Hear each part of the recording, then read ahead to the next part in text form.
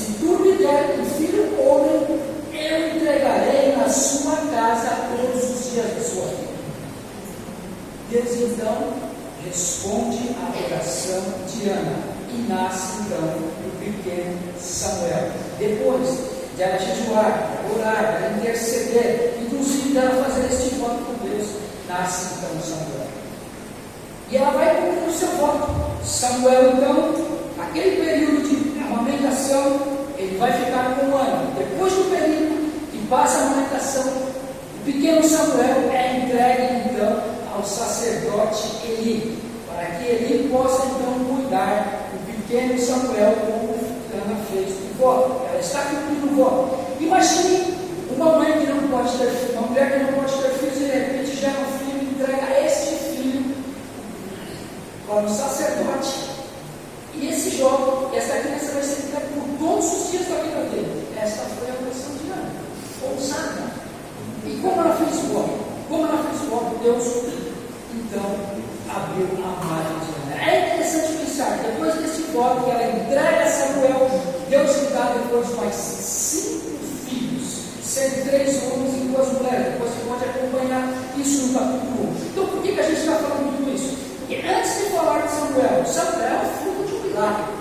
Samuel está aqui porque é milagre. Samuel, se ele nasceu, se ele foi gerado, porque ele é fruto de oração, de intercessão. Então, e é interessante pensar na vida deste jovem. Quando ele cresce, aqui ele está jovem, mas quando ele vai tomando proporção, ele vai crescendo. É muito interessante dizer isso. Samuel vai se tornar profeta, Samuel vai se tornar juiz, e Samuel vai se tornar sacerdote de Israel. Veja a responsabilidade que Samuel está nas suas mãos. E não só isso, ele vai ser o último juiz de Israel.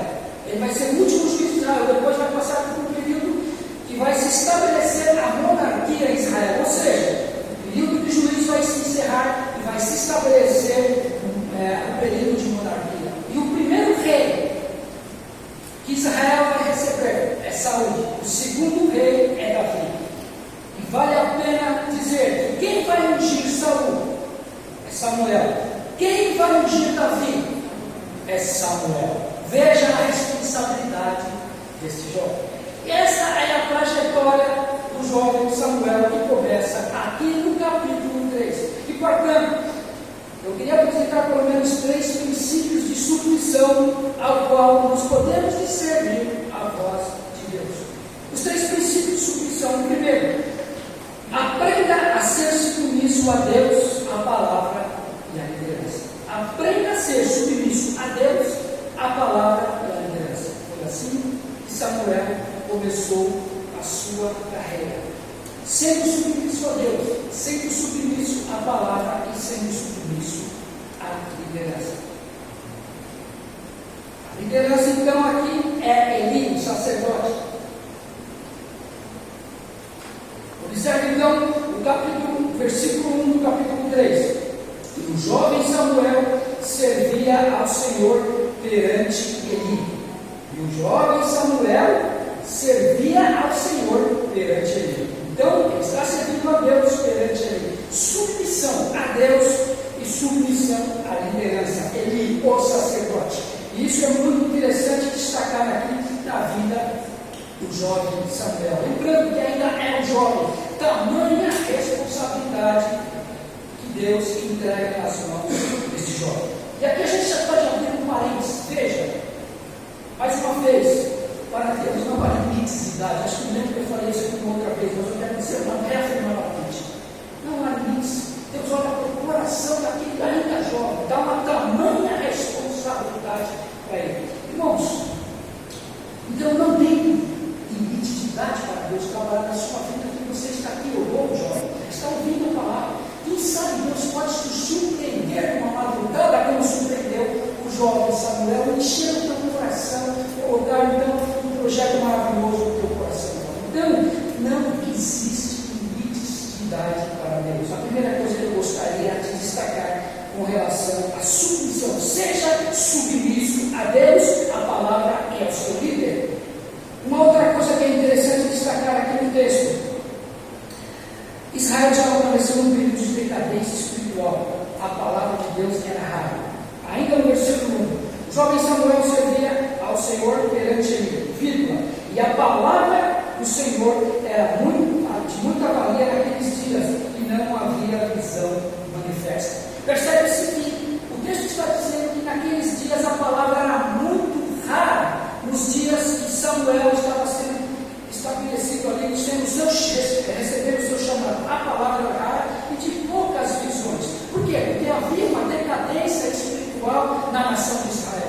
Eu gostaria que você voltasse no capítulo 2 e acompanhasse, só para a gente ter um panorama geral. Por favor, volte uma folha aí no capítulo 2, para nós entendermos o que estava acontecendo de fato com a nação de Israel. Capítulo 2, a partir do versículo 11. Desculpa, a partir do versículo 12. Eu gostaria de ler então, e você acompanha aí na sua Bíblia. Capítulo 2, a partir do versículo 12. Tem como tema aqui, os pecados dos filhos de Eli.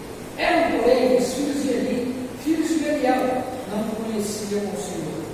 Portanto, o costume daqueles sacerdotes com o povo era que, oferecendo com algum sacrifício, estando se cozendo a carne, vinha um moço do sacerdote com um garfo de 3 dentes em sua mão, enfiava na caldeira, ou na panela, ou no caldeirão, ou na marmita, e tudo quanto o garfo tirava, o sacerdote tomava para si.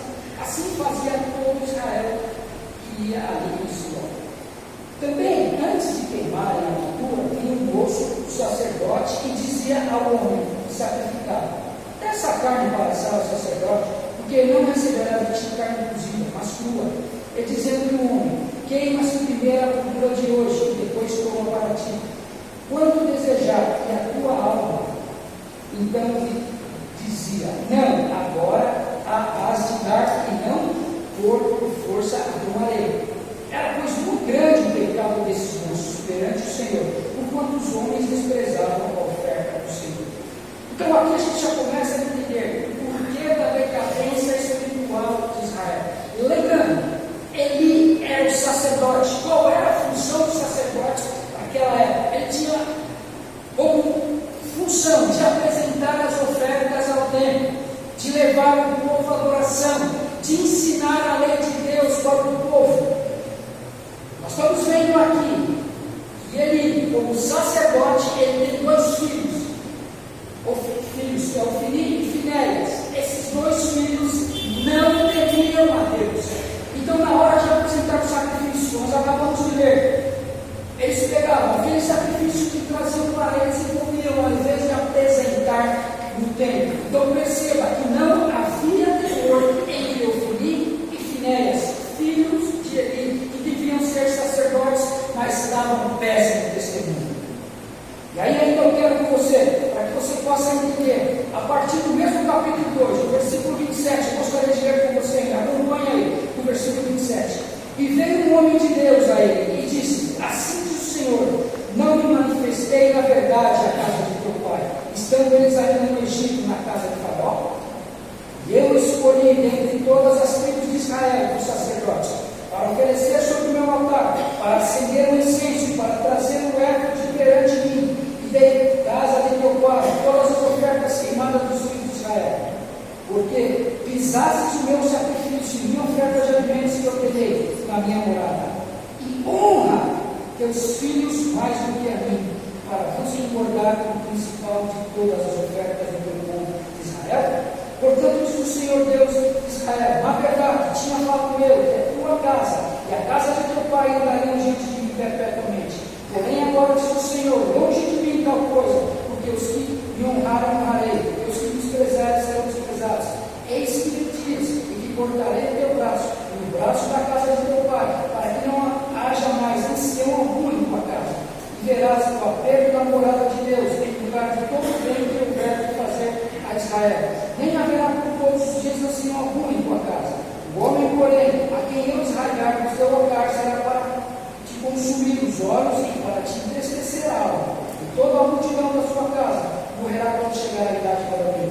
E isso se terá por sinal, a saber que acontecerá a teus 2 filhos, Ofni e Finéias, ambos morrerão no mesmo dia. É interessante que Deus está trazendo uma sentença através do profeta anônimo. Aqui não se sabe qual é o nome do profeta. Se você acompanhar depois a leitura, a partir do versículo 27, chega um homem diante de Eli e traz esta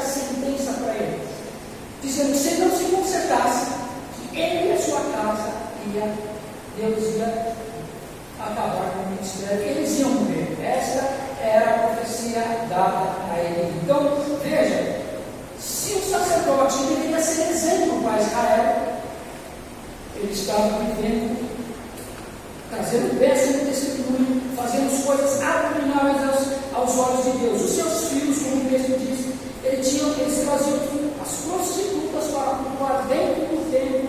E além disso, olha o grande erro de Eli. Eu vou ler de novo o versículo 29.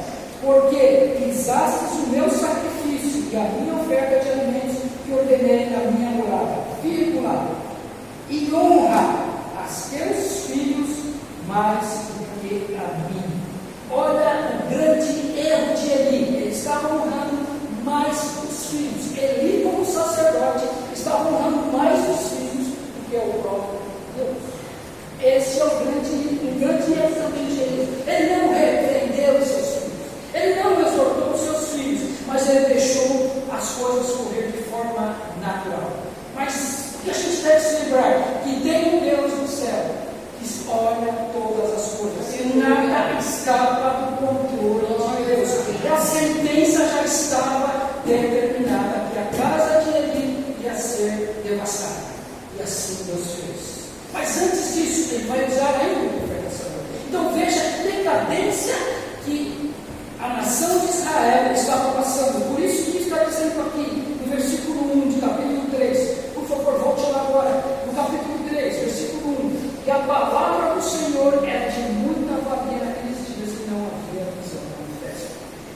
E o versículo 2. E sucedeu, naquele dia, estando ele deitado no seu lugar, e os olhos começaram a escurecer, pois não podia ver. Irmãos, não havia como Deus falar no meio da multidão. Não havia como Deus falar através do pecado. E apesar de Deus estar exortando Eli, estar exortando seus filhos, ele fez vista grossa. Ele não corrigiu seus filhos. Aqui tem uma grande lição para nós que somos pais.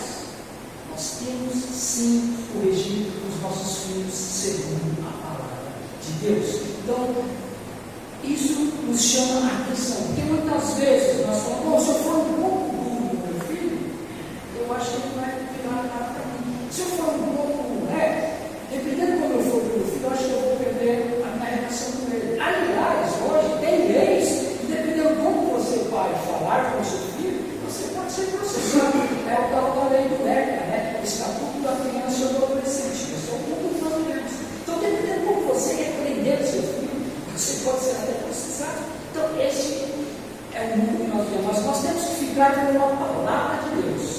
A palavra de Deus nos ensina. Nós devemos exortar e corrigir os nossos filhos, porque isso não aconteceu com ele pagou o mal de Deus. O versículo 3, 2, sucedeu que estando ele deitado no seu lugar, os seus olhos começaram a escurecer, pois não podia ver. Nós podemos perceber aqui que a visão física de Eli já estava se perdendo por conta da sua idade. Ele já estava ficando idoso, a sua visão física estava se perdendo. Mas o fato que não era só a sua visão física, ele também estava perdendo a sua visão espiritual. Porque a visão física, irmãos, com o passar do tempo, é natural. Por exemplo, aqui, hoje eu preciso desse companheiro.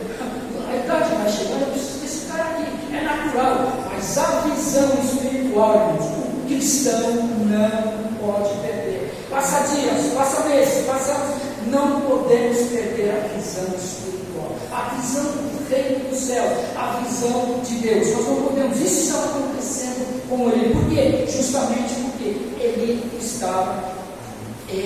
com seus filhos estava em pecado. Mas vamos para o versículo 3. Estando também Samuel já deitado, antes que a lâmpada de Deus se apagasse no templo do Senhor, onde estava a arca de Deus. Percebe que a arca de Deus estava no templo. Então, o que simbolizava a arca de Deus? A arca de Deus simbolizava a presença de Deus naqueles dias. E esta lâmpada ficava no templo, para dizer que esta lâmpada ficava no templo, como se fosse uma lamparina acesa. E durante a noite, esta lamparina não podia se apagar, mostrando que ali estava a presença de Deus naquele lugar. E o versículo 3 está dizendo que a lâmpada de Deus, estando também Samuel já deitado, antes que a lâmpada de Deus se apagasse no templo do Senhor, onde estava a arca de Deus. Antes de se apagar a lâmpada, Deus entra com provisão. provisão. Isso aqui é muito interessante. Antes da lâmpada se apagar, Deus entra com provisão. Deus se levanta e ele vai escolher este jovem Samuel. Então, tem um outro ponto que eu gostaria de destacar aqui.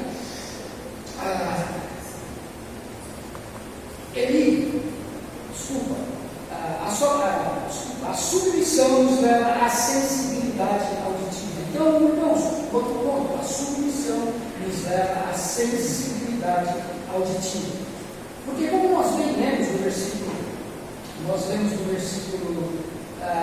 3 ao 10, nós vimos então que por 4 vezes Deus vai chamar o jovem Samuel. Isso começa a partir do versículo 3. Deus por 4 vezes vai chamar Samuel. Olha só, a partir do versículo 3. Estando Samuel também já deitado, antes que a lâmpada dele se apagasse no tempo do Senhor, como estava a arca de Deus. Versículo 4. O Senhor chamou Samuel e disse: eis-me aqui. Primeira vez que Deus chama. E correu Eli. E ele correu a ele e disse: eis-me aqui, por que tu me chamaste? Mas ele disse: não te chamei. Não te chamei, torne para aquele lugar. Respeitou. Então Eli, Samuel, de vez entender que era a voz de Deus, ele corre para Eli, o sacerdote. Mas essa não é a primeira vez. Mais uma vez, então vai se repetir. Pela segunda vez, e o Senhor tornou a chamar ele outra vez. Desculpe, o Senhor tornou a chamar Samuel outra vez. Samuel se levantou e foi Eli. Ele diz: eis-me aqui, por que tu me chamaste? Mas ele disse: não te chamei, filho. Então vai deitar-te.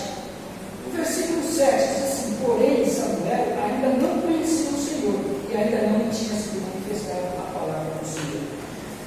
Quando Deus está falando dentro daquele lugar onde estava Samuel, o versículo 7 fala que Samuel ainda não conhecia o Senhor.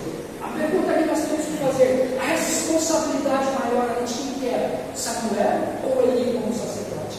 Sem dúvida, Eli. Mas perceba que Eli também já havia perdido a sensibilidade da voz de Deus. Porque o versículo 7 fala que Samuel ainda não conhecia a Deus. Então, nós entendemos aqui que depois da terceira vez, versículo 8, o Senhor tornou a chamar Samuel pela terceira vez, ele se levantou e foi Eli. Ele disse: eis-me aqui, por que tu me chamaste?